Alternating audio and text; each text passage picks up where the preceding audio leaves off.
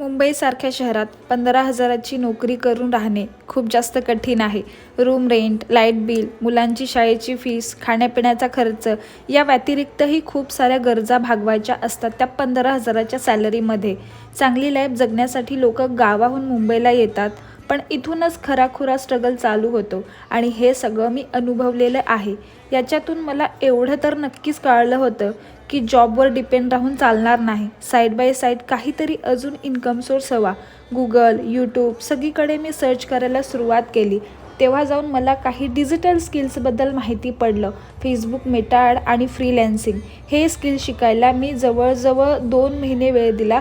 दिवसातून रोज 2 तास द्यायची. आत्ता मी जॉबच्या सॅलरीपेक्षा 2 पटीने जास्त कमवत आहे, ते पण दिवसातून मोजके तास काम करून. जर तुम्हाला वर्कबद्दल डिटेल्स पाहिजे असतील तर कॉमेंट करा. येस, मी तुम्हाला गाईड करेन.